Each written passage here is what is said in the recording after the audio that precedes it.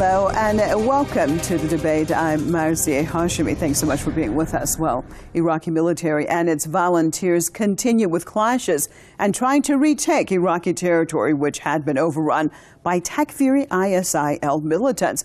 As Baghdad security forces make advances in areas like Tikrit, news coming out of Kirkuk may have dampened their enthusiasm. Kurdish forces went into Kirkuk to protect the area from ISIL taking it over. But now the twist is that the president of the semi-autonomous Kurdish region, Masoud Barzani, says that the oil-rich Kirkuk will not be returned to Baghdad.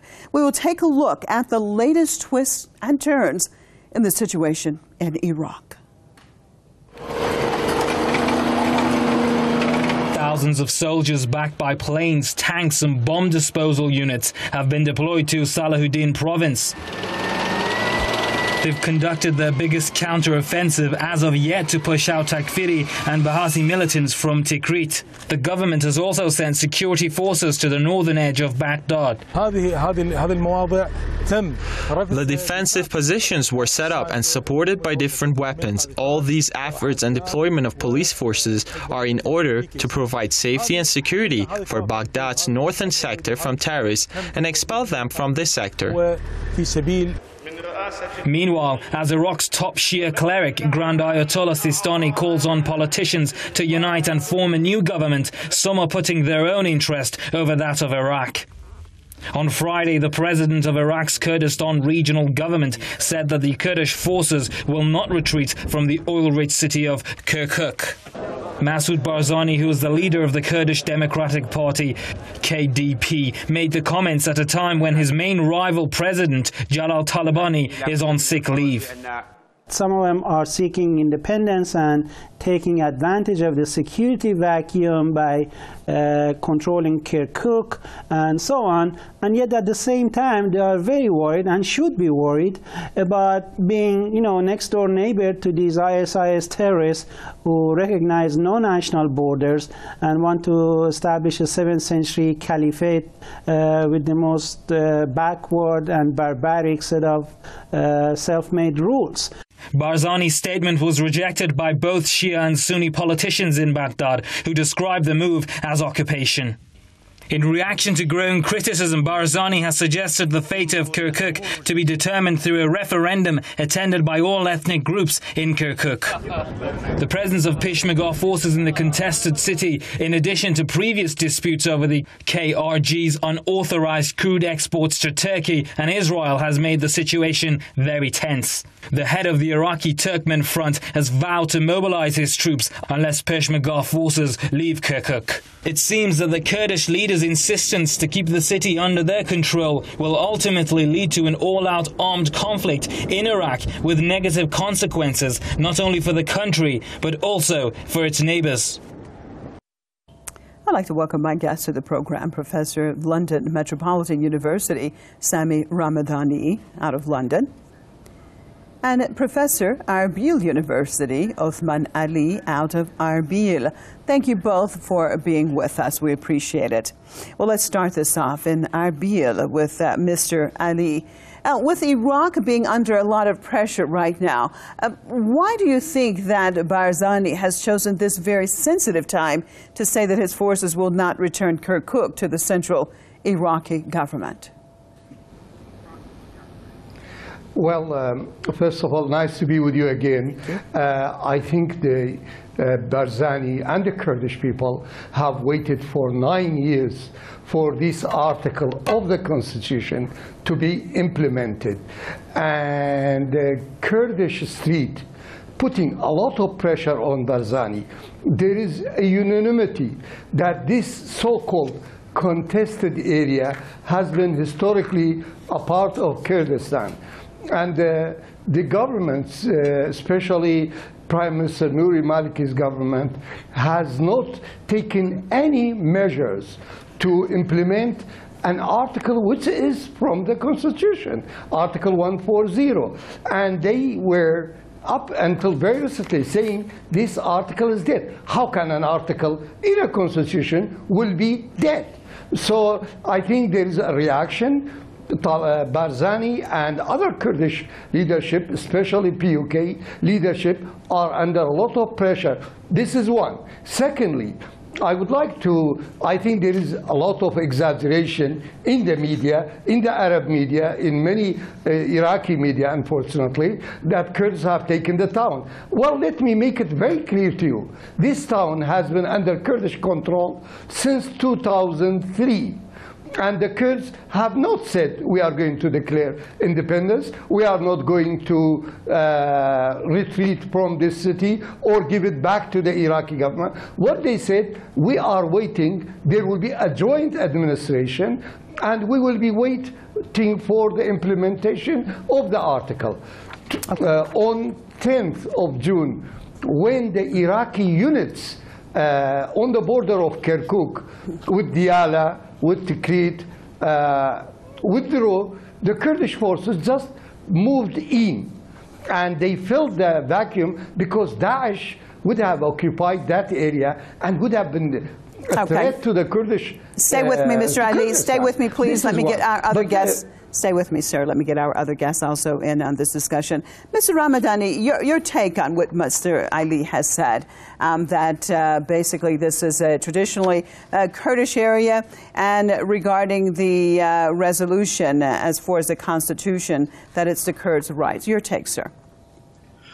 Well, I think these developments are all unfortunate, really, because unfortunately the KRG leaders, the Kurdistan Regional Government leaders, have moved politically and militarily at the most difficult moment, one of the most difficult moments in Iraq's modern history. For the first time, there is practically another foreign invasion of Iraq by thousands of terrorists moving into Mosul and down south. And it's really time for the Iraqi people in general, Kurds, Arabs, Turkoman, other minorities, to unite to defeat this terrorist threat. It is not the time now for the KRG leaders to notice a weakness in the center in Iraq, to notice a general weakness in Iraqi institutions, to move in and take over the entire, it's not just Kirkuk, by the way, practically they have doubled the area under the control of the Peshmerga, whether moving into the Mosul areas, the Diyala areas, and the Kirkuk areas. And it is noticeable. I mean, all observers on the ground noticed it, especially even in the center of Mosul. There were almost a ceasefire between the ISIS terrorists and the Peshmerga forces. And that is unfortunate. And in my opinion, this is not in the interest of the Kurdish people. Are you saying, let me just jump in here. Are you saying that there, between this group and the ISIL forces, that there have been some kind of collusion or collaboration? Well, there is a de facto ceasefire. All observers have seen it. Apart from small skirmishes, all the friction lines between the KRG forces, the Peshmerga forces, and the ISIS terrorists are observing almost a ceasefire. This cannot come out of the blue, especially knowing what these terrorists do in areas they occupy or they border, like they did in Syria and in the past 2-3 years. But let me stress one very important point. What the KRG leaders are doing is against the interests of the Kurdish people. It is in the interest of the Kurdish people to build the best unity possible with all the peoples of the region, to rely on the support of the United States and of practically of Israel now with the export of oil from Kurdistan and so on, is not going to be in the long-term interest of the Kurdish people. Okay, stay with me, Mr. Ramadani. Stay with me. Let me get back to Mr. Ali. Mr. Ali, if we're looking at this situation, usually in times, though, when things are difficult in any country, most people look at it as a time to unite, a time to stay together. However, different points that Mr. Ramadani has made, basically saying that that has not really been the situation. And this is not the first time with Mr. Barzani's group. If we look at basically getting the oil and selling it to Turkey and to Israel, it appears that basically not really wanting a strong national government to really exist. Your take, sir? Yeah, first of all, Mr. Ramadani's information, I'm sorry to report, is very inaccurate. To hint or even to say explicitly that the ISIS terrorists have a collusion with the Kurdish groups is totally and blatantly untrue. He should probably is unaware, he's a bit far from Kurdistan. There has been 30 Peshmergas killed. We have around 45 Peshmergas wounded. They are constantly fighting in Saadiyya, in Jalawla. These are two small towns in Diyala, and which is Kurdish towns, by the way. They are fighting up to last night, late last night, in Hamdaniya. 10 Peshmergas have died, and several others are injured. There is high alert, security alert among the Kurdish Peshmergas. So this is not true at all. It is not. There is no ISIS. Moreover, the Kurdistan government, put it this way, KRG leadership, in 2005, Talabani and the Kurdish leader Masoud Barzani were the pillars of the forming of modern Iraq. They were with the Iraqis and they built the modern Iraq. The post for Saddam Iraq, they built it with all their best abilities. At that time, had they been thinking of separation, they would have separated in 2003, where there was no government, there was no central authorities, there was no army. What happened? It was Mr. Maliki who renegated from all his promises to build a united, federal, democratic Iraq. He renegated from all his promises to the Kurds, especially the 2010 Erbil agreement. So this is really, Mr. Maliki is really to a large extent, is accountable for what is happening nowadays. As for selling oils to Turkey, and by the way, selling oils to Israel or having Kurds having relationship with Israel, this is an repeated cliche of Arab regimes, dictators in the Middle East, especially the Arab regimes. They always consider the Kurds an ally of Israel. In fact, the Kurds have no relationship with Israel. There are many Arab governments, many Iraqi politicians who have been visiting Israel secretly. The Kurdish leadership did not sell one barrel of oil to Israel. Okay. So let's not mislead the Iraqi people. As for what is really the best solution out of this stay with me for the best solution. Stay with me. I want to cut to some of our Facebook viewers. Let's get some of their opinions, and then, of course, we will definitely try to get to what is the best solution. Let's take a look at our Facebook viewers' comments. Traitor, benefiting off Iraq's suffering. Barzani is the one who conspired with ISIS just to steal Kirkuk. But we will get our city back. America is working. The division of Iraq into smaller courtiers has started.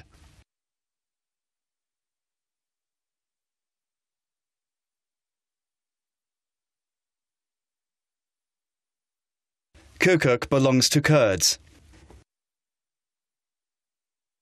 Is this not the same Kurdish group that was put in check by Saddam Hussein before the Americans' arrival? Americans are the world's problems. Look at what they did to Gaddafi. Barzani is taking advantage of the situation, and maybe those who created the chaos made promises to him for a separate independent region. Kurds have a right as much as Arabs to this city. Arab dictators have oppressed and grabbed this previously Kurdish majority city. Kirkuk will thrive under the Kurds.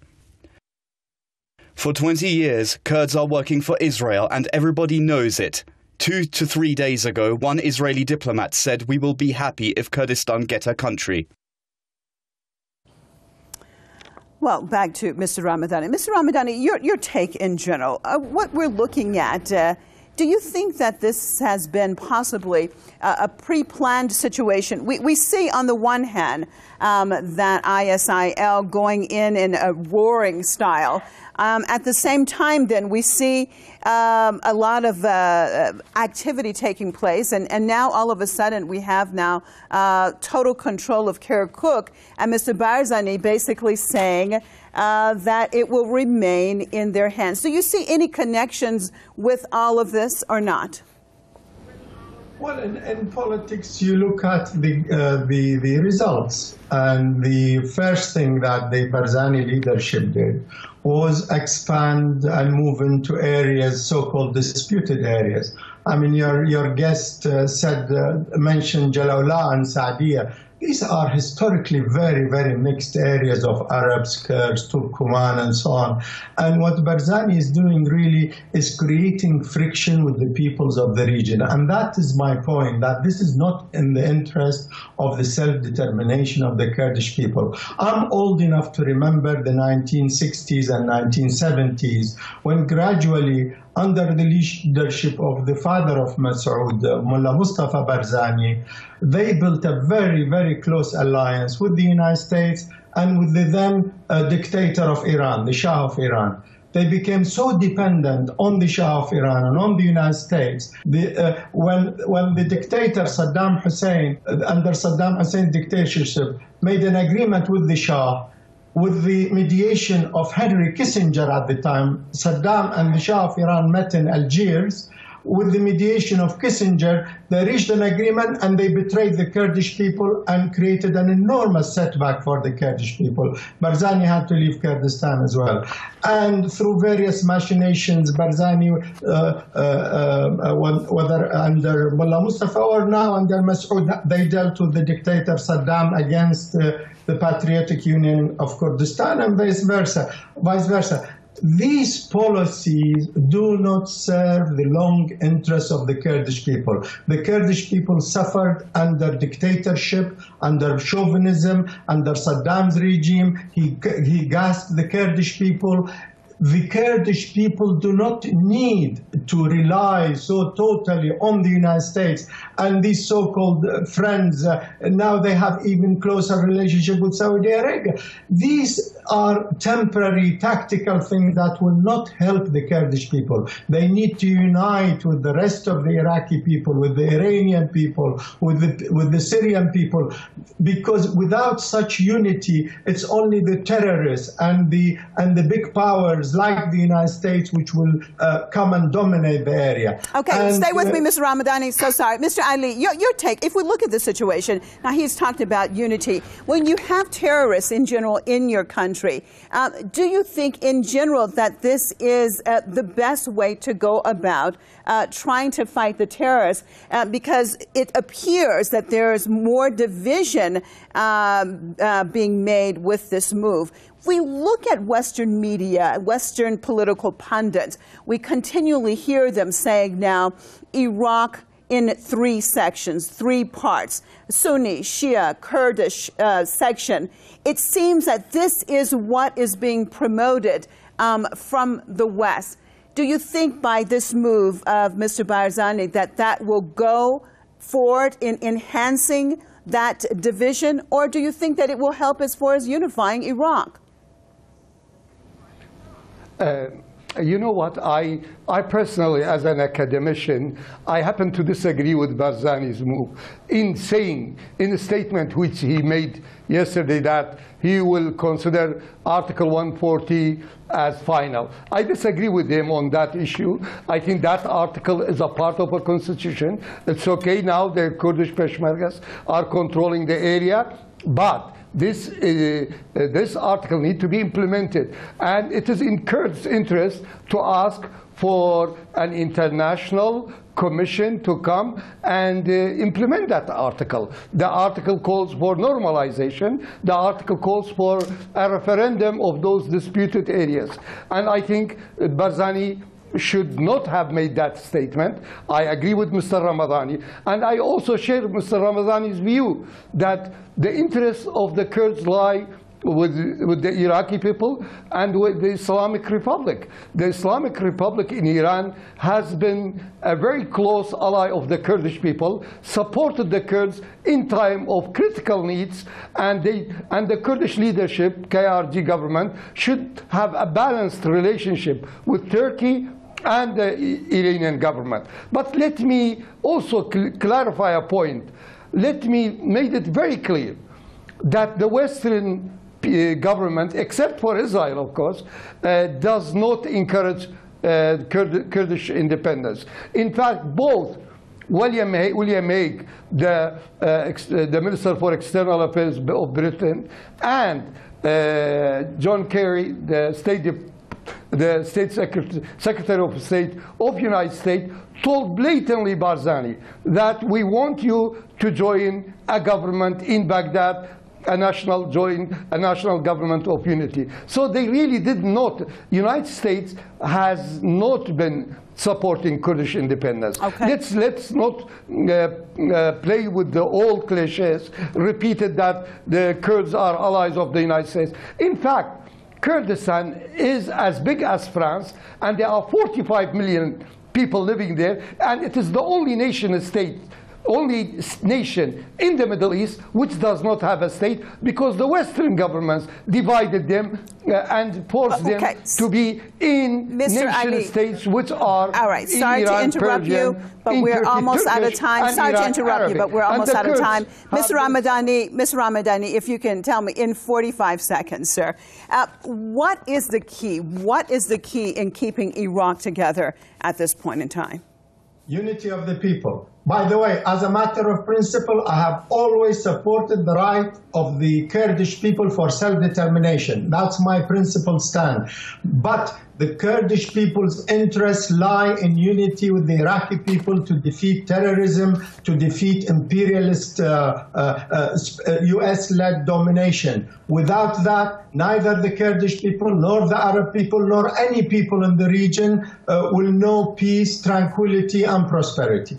Thank you so much, both of you, for being with us. Sorry, we are out of time. I appreciate you being with us. Professor out of London Metropolitan University, Mr. Sami Ramadani. Professor out of Erbil University, Mr. Othman Ali.